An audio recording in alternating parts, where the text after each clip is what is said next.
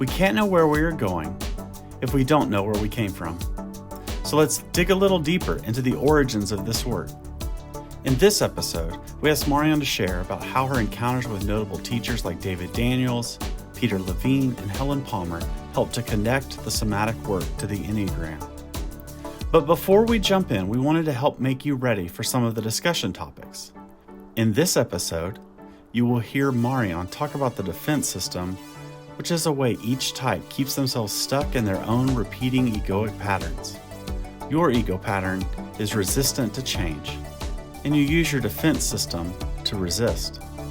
Additionally, you'll hear about the 3 foundational elements of the Somatic Enneagram, which are the inner observer, grounded presence, and the placement of attention. To begin countering your patterns, you must first be able to notice the pattern, be present and feel grounded, as well as be able to move your attention to different parts of your body. It's these shifts that become very important.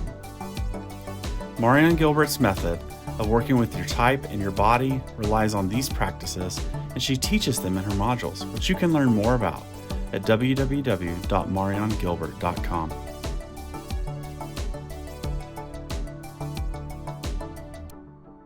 So welcome to episode 3 of the Somatic Enneagram podcast.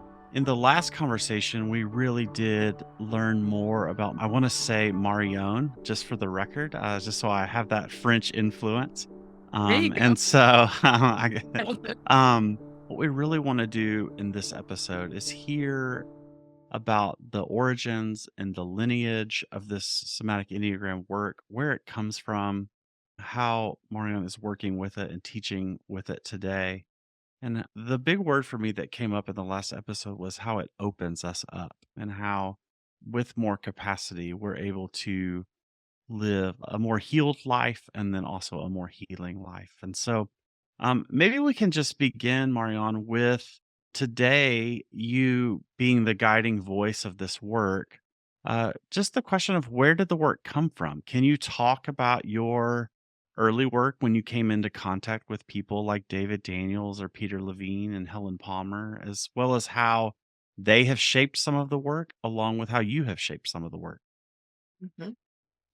Yeah, I'm happy to honor my teachers. The narrative Enneagram was brought to me initially by Peter O'Hanrahan, who just was part of the narrative Enneagram at the time. It was Enneagram's studies of the narrative tradition. That's what it was called. Now it's called the narrative Enneagram. And I really was attracted to it because of the style of learning that I trust is that everybody was invited to self-discover their type and to sit on panels and talk about their lives where the type would emerge. And therefore it would be affirming and confirmed. And that was so incredibly powerful with me already having a background of being with people as a physical therapist in these healing places and looking at the obstacles for healing and already understanding through my spiritual learning through anthroposophy and then a certain amount of Tibetan Buddhism and Zen and macrobiotics and you name it, it was out there. And then eventually, hearing about Mr. Gurdjieff and who were all sort of prophets of the times, which is very interesting to see that that time in Europe was a very a lifetime for people in alternative spiritual ways of working with themselves and with other people, and also making it practical.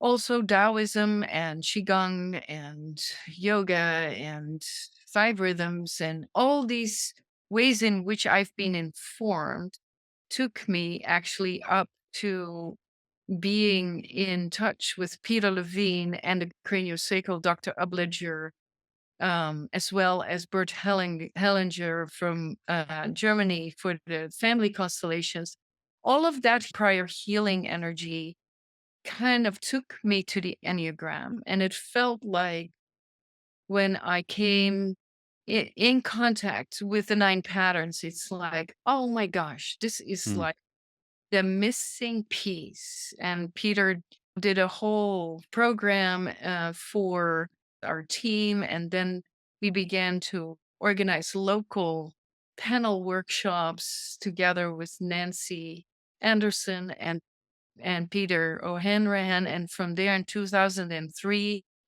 Peter and I held our first embodied Enneagram retreats here locally in Nevada City area. And Peter has the human potentialist background and had groups, that were experimenting with expression and movement, and then came to the Enneagram, and I did all of this other stuff. So together as two eights, we said this stuff needs to be embodied. And I helped him write some stuff around some of the somatic profiles and patterns that we have as part of the training. And I have some narrative background in my training, in the somatic training. But the most important work that we do is with the defense system. Yeah. And I learned a lot about the defense system from my mishaps, from the mm, places where I went for it. And in my typical eight way, not knowing I was going for it. mm, mhm. And yet I already had experienced something other. So I had enough other experience of not going for it that could help me discern that I was actually pushing to go for something. So for me, Helen Palmer and David Daniels were key teachers, as well as, working together with Terry Saraceno in the training and her being excited through her own work with some birth trauma that she went through. And we began to teach together in workshops that we would do about the embodied Enneagram. And at a certain point, it just dropped in Mm, to me in how to teach this stuff, that we needed to create capacity in particularly faculties of mind that were not connected to thinking. Yeah. So you can call it the meditative mind, you can call it the mindfulness, but it's the mind that knows how to receive impressions and recognize, oh, this is a thought, this is an emotion, this is an imagination, this is a memory, this is a sensation. And learning how to navigate how this human beingness is structured, how to filter reality so that we as a human species can actually have a conversation about what we are experiencing, because we are pretty much, no matter where we go and whatever color of our skin, we have the same makeup. Yeah. yeah, So I'm really, as my own filter as a head type, uniquely as a 5, but as a head type, my own experiences of the world have always been filtered through my head and how I experience the world, how I interact with people. And so to come into contact with this three centers idea felt really foreign as a 5, especially really foreign to say there's this heart experience and there's a body experience, a somatic experience that I can engage with was really eye opening for me. It felt so foreign at first. And there were moments where I was like, I don't think this is real. But right, that's my own defense system of the mind saying, you don't want to trust something that's not up in your brain. You don't want to trust something that's not a thought. And so I love the idea of opening and how it has opened up. And then I have more capacity in my heart or more capacity down in my intuition to live differently. yeah, and that's so correct. And also, you're so beautifully demonstrating how the head is being associated with the front part of the brain. Yeah, the neocortex, as if that's the only part of the Hmm. brain. It that we, is, right? that we have our heart in our brains connected through the limbic system, and that we Mhm. have the belly connected through the somatic brain in the back and in the brain stem. So it's all represented up in the head, but we're not taught in our Western world, even as a body type. I had to always explain myself. Mhm. It's like, "But you can't explain this. This is not explainable." And yet, I had no idea that I learned to use words, and I learned from Helen Palmer, who's one of my really great teachers, that it's very important to use the proper words, the right words. And it's become very important to me that the words themselves, in the way that we are setting up the foundational elements of the somatic practice, we're not taught in the narrative per se in that way as foundational elements. We did inner practices and we did some of the work, but we didn't really look at the skillfulness of placement of attention as a third foundational element. Yeah. So it's the inner observer, which is the objective receptive part of the brain, as well as grounded presence, being in the here and now and being grounded between earth and heaven and our horizontal four directions. Yeah. These concepts have come from me understanding from somatic practices how important it is to have this capacity being built because it's not natural. Yeah. We are not Mhm. naturally oriented towards experiencing ourselves in that way. But the art of placement of attention was the third one. And that's the big caveat that energy follows attention. Right. And I think just to go back to the head piece, even as you were describing being able to label something as a thought or a memory or an image, sometimes we think we're doing that, but we're actually doing it from the conditioned mind to validate what's going on with the right word according to the ego, as opposed to whatever the energetics of the word is, or whatever allows me to drop into receptivity to what's here. There is this false resource of the mind that I think so many people believe that they understand something, but it's different than being able to really observe it in the way that you talk about in real time with the heart and the body online. And that's why I hear that one of the key differences between, learning the material by words alone versus having an experience of it in all three centers. Yes, you're totally correct from a spiritual point of view. From a horizontal point of view, the mind is a huge resource. Yeah. To learn how to navigate mentally is a huge resource for our horizontal world. To be able to understand how to get from A to B, how to learn to drive a car, how to cook a meal that's healthy, how to, all these things. Yeah. They require proper information, study, and all of that, right? However, from an energetic point of view, if the mind is being used in relationship to control either emotional content or instinctual sensate content, now the mind is being used to suppress and repress and create contractions in the body that are being sustained through time based on a particular experience where we didn't have any other way to get through it. Yeah.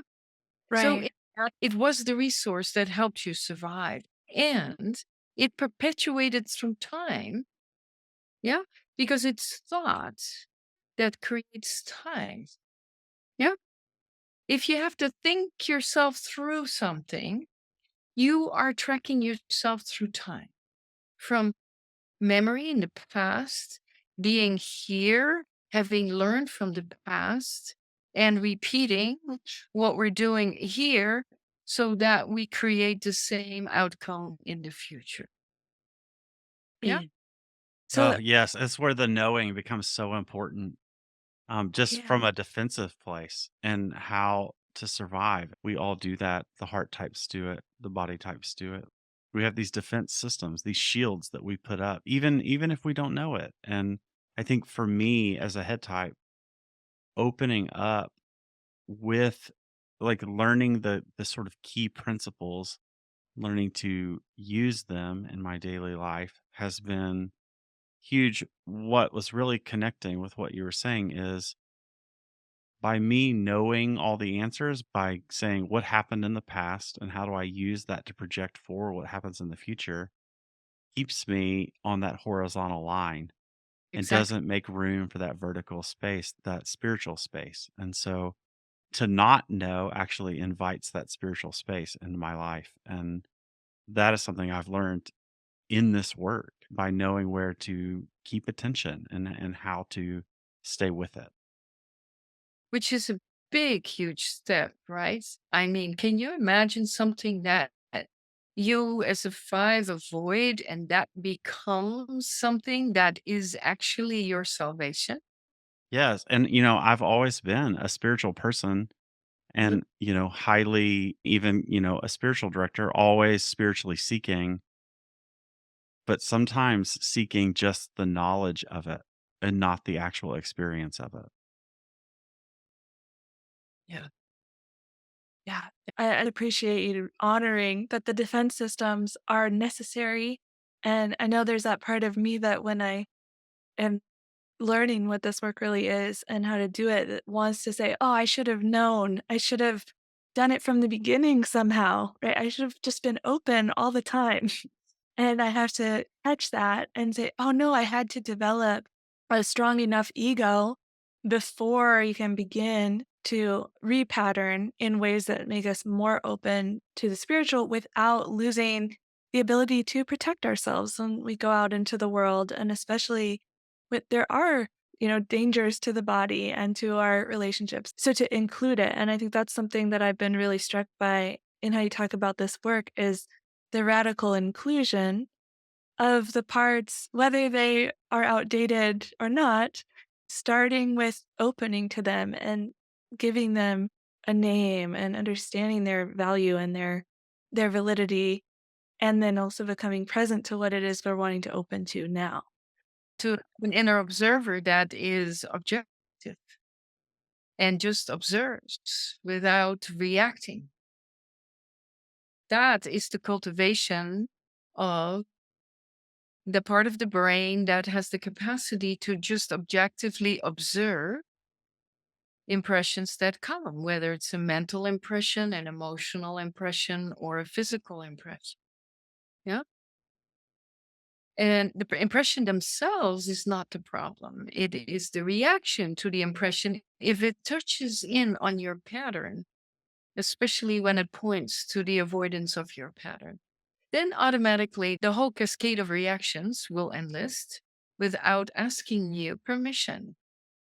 It will hijack your attention to the idealization away from that what you believe you have to avoid in order to be validated or in order to be connected or in order to belong, right? So that's the rub right here where the discernment, the second level of inner observing is the level of discernment. What is the pattern and what is not the pattern? Can I even recognize when the pattern is operating and when the pattern is good enough receded so that there is something else? Something else is here. Can't put my finger on it, but something else is here. Yeah. And if you do not have that discernment, then all you can do is work with the inner observer that then gets hijacked by the mental condition patterns, right? In Right. order to formulate your reality, in order to analyze in order to construct, you know, ideas and concepts, right? Right, right, That's and I think this is where a lot of, um, teachings that are grounded in principles that are supportive potentially, but we can misconstrue them or we can oversimplify them or we can run with something like, "Oh, you just have to think about something and then you can go after it." Just imagine already having it without tuning into where your body is defended against that very thing. And I'm just curious of some of like the pitfalls that you see when people don't know that their defense system is showing up, or in fact, they're sure that it's not. And I know just we're all stuck inside of our patterns so often without that level of discernment that gets fine-tuned with practice. But I'm curious, like along the way, what you've seen get distorted when we don't know that we're defended.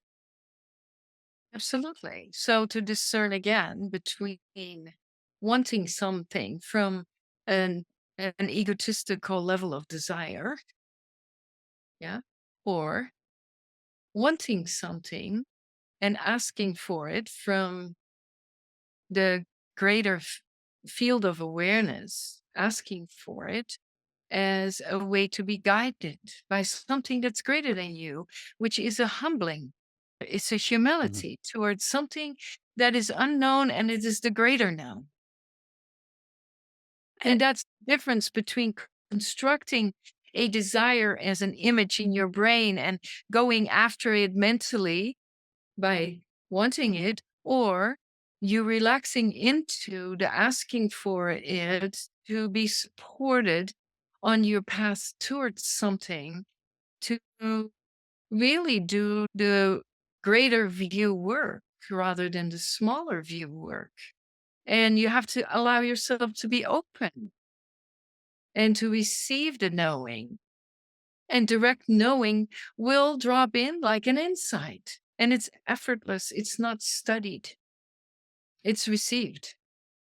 yeah. So my coming to the Enneagram was from a much less, spiritual or religious orientation where the skepticism that if I am actually receptive, what if I'm made a fool of? What if it's not real? And there's a lot of this kind of mental contraction that I have learned to recognize only through going deeper into the work, that it's like, this isn't just a description. And it's also not a specific promise. It's a practice of recognizing when I think I'm open and I'm not. And that's where when you bring in really fine tuning your questions and directing them toward the body and sharing some of your experience of seeing people contracting physically and what areas to help them attend to that we don't get, like you were saying, when they have to do with our types of avoidance, we will not go there. And maybe it wasn't safe to do that until we've been in spaces that were being held. Like, I wonder how you see it when it shows up, because it seems that you're so tuned in to the energy system of somebody when they're defended or when they're not. I mean, you're just describing the method really briefly, and the method is derived from the trauma resolution principles, but it's also derived from the Taoist view and also being taught in spiritual practices from Tibetan Buddhist practices in the Vajrayana vehicle that I've been learning in how to work with the mind. And if you learn how to navigate your mind and learn what the sensation in your head feels like when you are mentally projecting and analyzing and creating concepts. And it can be very stimulating. Yeah. Especially, I think, Aaron, you as a five really can feel the stimulation, right? When you are Sure. putting all your attention in a focused way on a particular aspect and you gathering as much information and all these things and all those synapses begin to happen, there is a certain amount of juice you get from that, right? Mm-hmm. Mm-hmm. So I just want to highlight again that the conditioned aspect of us humans is not a problem to be solved. That's really important because it has its own gifts and talents and true capacities that it will give us. Just like I have the capacity to accumulate chi in my belly and amp it up, so does Aaron have the capacity to amp up his intellectual stimulation in his brain. And so you have this capacity to expand out and feel and sense, the world around you and be one with it. And We all have, what would that look like for a heart type? for a heart type as well, is they are so attuned to other hearts and know the emotional tenor of that particular person because their whole objective is to connect, to seek that connection from heart to heart. Yeah. So they have true capacity in two, threes, and fours to seek the connection of the heart of another that needs something that it has not been given and the person suffers. So there is a true empathy that travels from the two's heart to that person. Yeah.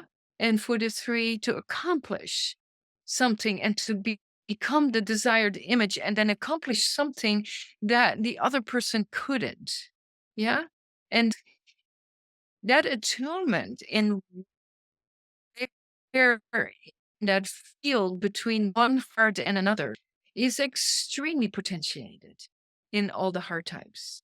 And for the four to really get imbued with the beauty of whatever they know how to pull in through the longing of what is missing to the point of creating the image, and they know how to imbue their hearts of the beauty and the authenticity of somebody else that has not been recognized in their own beauty into their hearts. And they will seek the connection there with the other person. And it is mesmerizing, yeah, to be the recipient of that. So, So that field of attunement and that connectivity that is has the emotional tone is a beautiful capacity. And don't throw that out of the window.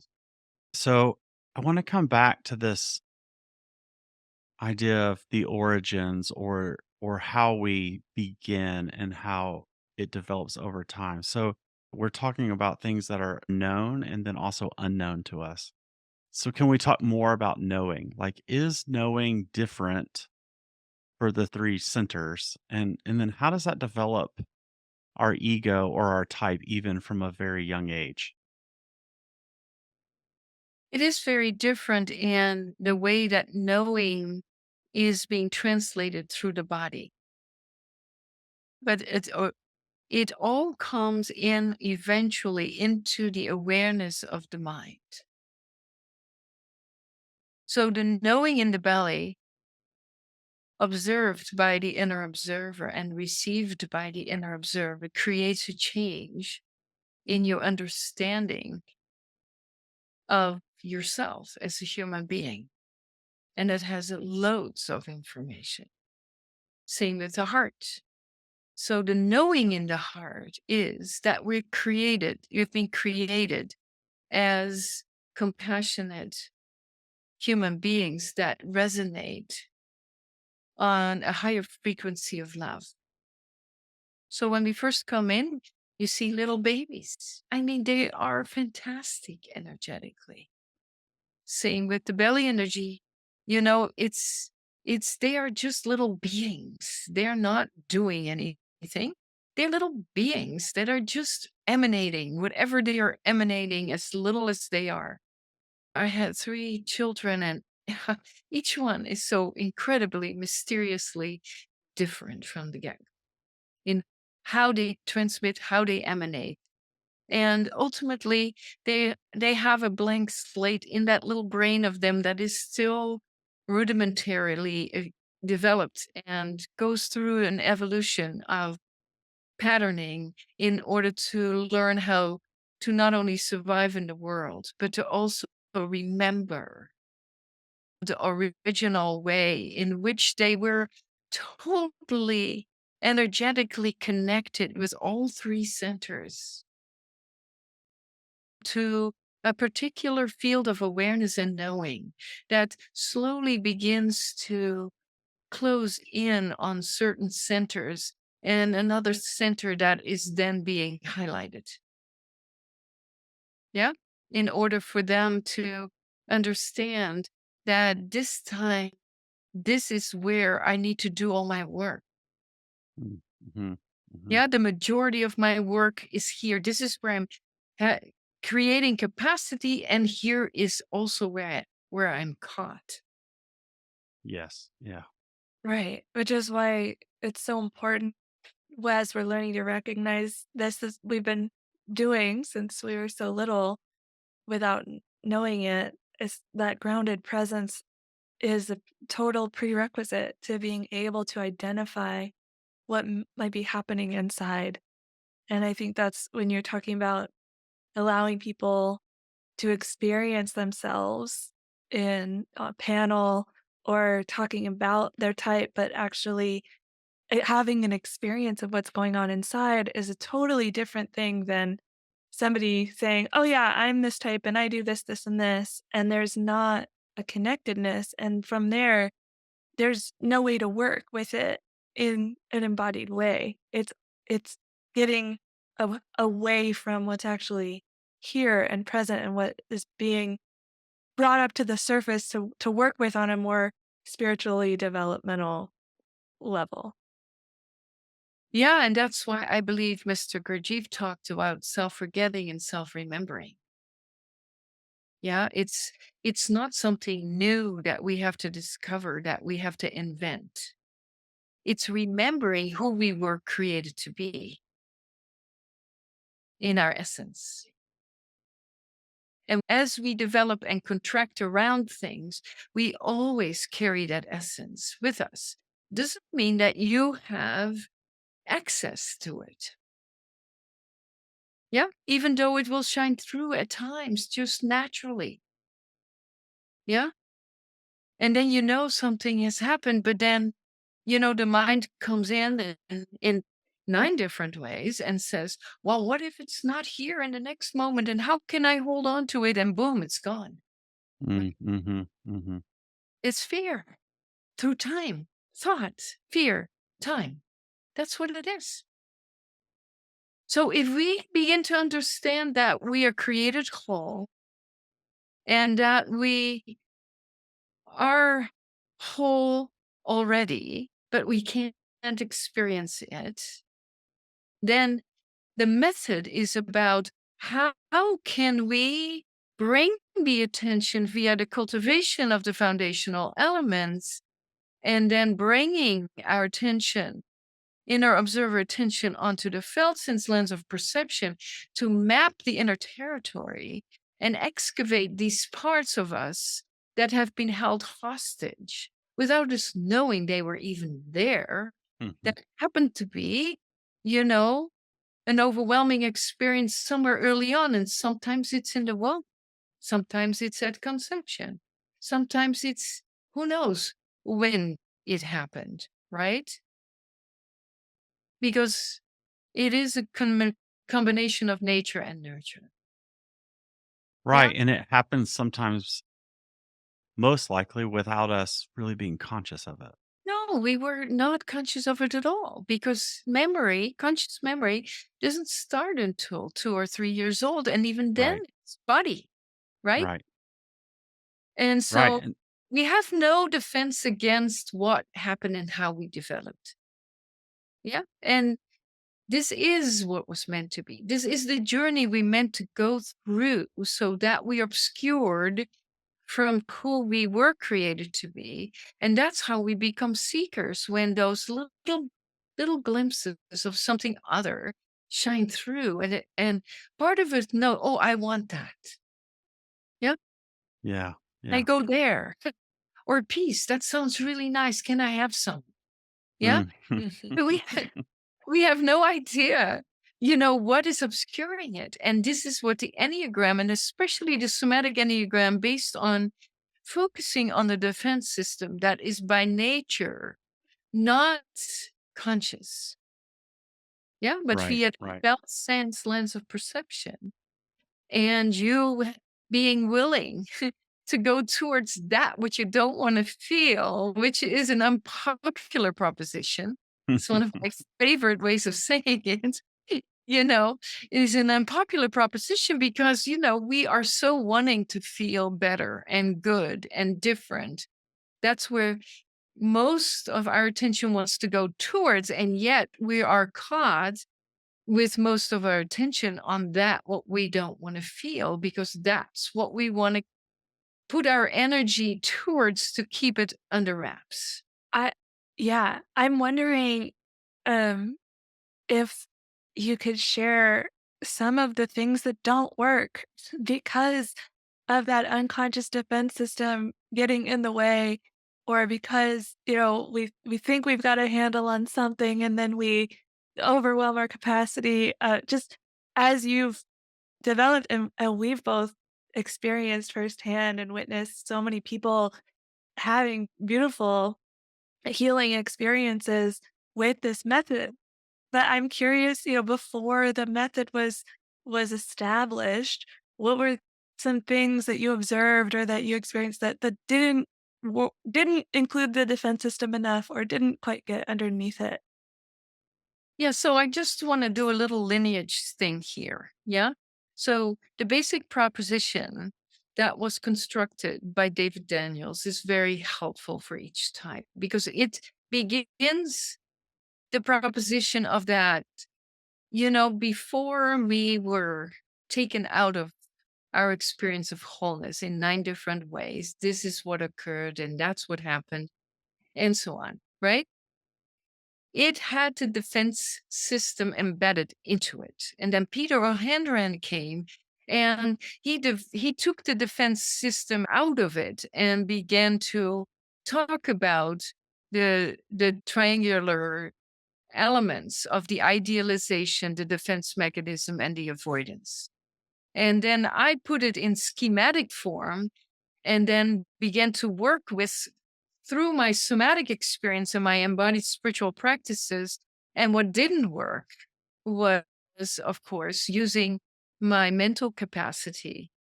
Yeah, my cognitive mental capacity to try to conquer this material. That's one. Yeah, we don't know what we're What doing. what did that look like? Trying to Uh, conquer the material.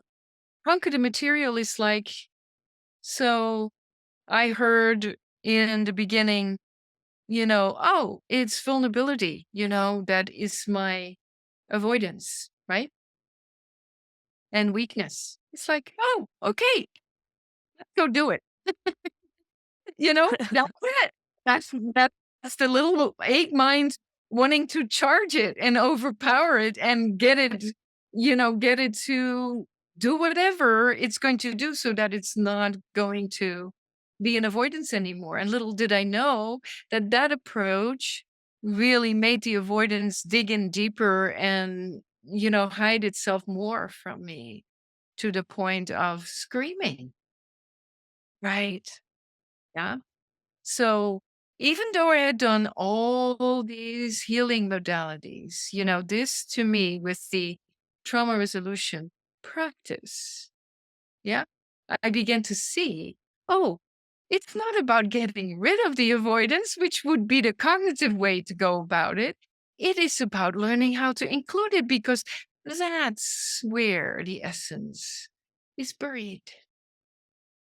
Who would have known that there's something embedded in there that is actually containing the essential nature of wholeness? Because that is what had to be saved. So smart. So smart. You know, whoever created us had a very smart understanding. Let's put it somewhere where No human being will look. That means inside of themselves. Hmm. They look everywhere out there, but not inside. Mm. Right. And even with all these frameworks and these learnings and teachings and, understanding these words that come forward from wonderful teachers, it's like just hearing you describe, oh, but some part of me just decided to go after it in this way of this problem. I'm a problem to be solved. I'll just get rid of the problem. Right. Let's get out and get it out. And this whole modern new age thing, oh, you need to just let it go. Or oh, you just visualize what you want and you just see yourself already having it and it's the manifestation.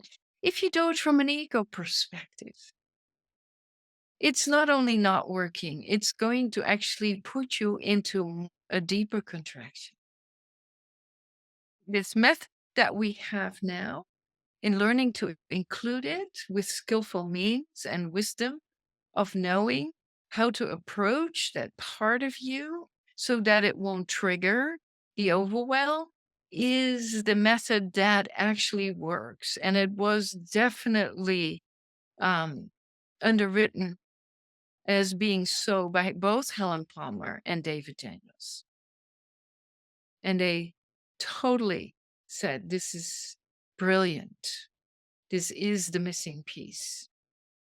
And it just, I was propelled into a divorce because I kept asking for the realization of unconditional love. I know why I'm here. And I was praying for the realization of unconditional love. And little did I know what I was asking for. Yeah. Because everything that was conditioned in my life that I loved conditionally was showing up on my doorstep and was gone. And little did I know.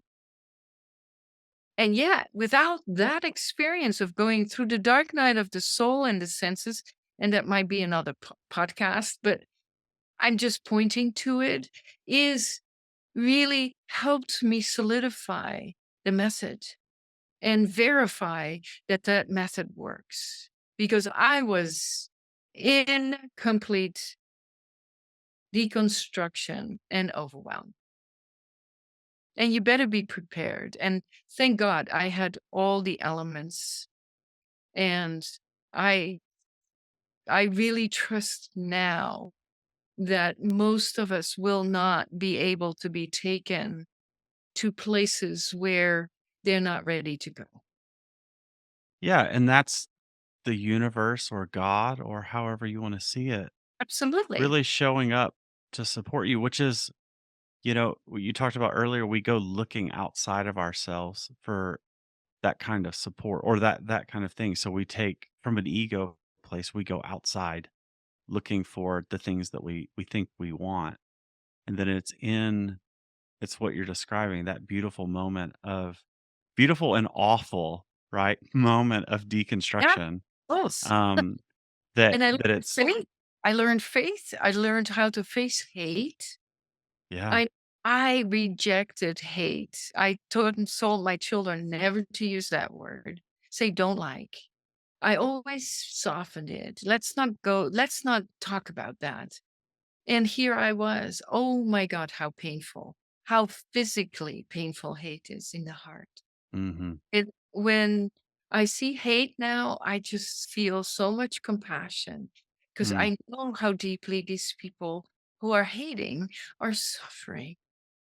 That for Yeah, me, and so I yeah, love emotional state of the heart that I did not know how to be with it. it's that moment, that dark night or the suffering moment where all of the weapons that you feel like you have gathered up to protect yourself, to defend yourself, none of those work anymore. And that's the Oh, moment where it's like there's this bigger thing out there I that I remember actually might have access to. exactly, exactly. That's so right what you say because it's so like I remember walking around in that state of deconstruction. And I said, "Oh, I really get how intelligent denial is. You Mm, know, what a brilliant way to protect oneself." And unfortunately, in this moment, I have no access to it. I was ripped out of it. So you begin to appreciate, the defense system for what it does. And at the same time, you also knew at some point you need to put everything that you've used in the past on the altar and offer it up Yeah. and Ugh, surrender.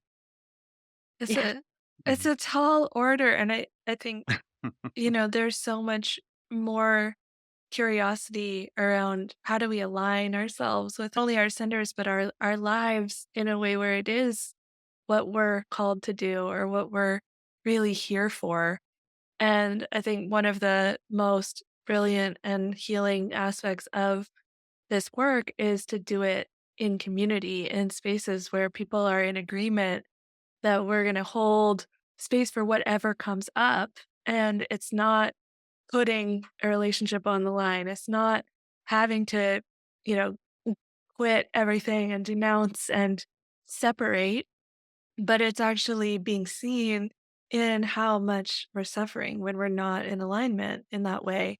And that doesn't mean there won't be things we have to let go of, but not until we really see that it's safe to do so, that there's something that's going to be there and our essence is actually able to be more available to us when we do that. This is what I learned, how not to go about it. Yeah. And it will take less suffering with the method the way it is, where you approach it with skillful means, where you're reading your body. But that's how I learned it. I wouldn't have learned it if I wouldn't have seen all the pitfalls. And I'm so happy that I can, bring this forth, because I really do believe that humanity at large will probably be more inclined to go to the inevitable places that we are trying to cast out, and therefore maintain the split and never see the third force reconciling, the two opposing parts of our own being, which is a spiritual experience when it happens. Yeah. Right. And So, there's a way that even the pain feels good or it feels right when it's your pain, when it's actually something that's ready to shift. So thank you for your service of yeah. going, Right. to the extreme, to have those experience and to say, actually, there needs to be a safer way to do this. There needs to be a way where I get to have compassion for my system without needing to reject it first. Yeah. Exactly. Oh, Yeah. well, I think we're coming to a close in this particular conversation, and there will be more. But is there? I don't know if there's anything that we missed around this topic. We can close it out for now, and we'll bring you back to get a little bit more into the method that you've come up with that you're now sharing through your teaching in your modules, and through your workshops. And all of that will be linked, of course, in the podcast to get more of a sense of what this actually feels like, which a description is never going to quite get us there, but it's so helpful to know where it came from and some of the ways that you've walked through this work before being ready to share it, to test it and make sure that it lines up with all of these different principles that you've discovered over your life. Yeah. And I feel very grateful to just be part of that lineage that I was given. And it can come from any kind of direction, but this was my lineage. And I have maybe 10 years to want to teach this and then pass it on to the next generation and have it populate all over the world as a integrated piece for humanity at large. Thank you for listening to this episode of the Somatic Enneagram podcast. You can learn more about Marion Gilbert, her teachings, and sign up for her training modules by visiting mariongilbert.com or somaticenneagram.com. The Somatic Enneagram podcast co-hosts Caryn Burley and Aaron Maines are both trained in the Marion Gilbert method and work with clients in person and online. Head to the show notes to learn more. Help us grow this podcast by subscribing, leaving a review, and please share it with your friends. Until next time.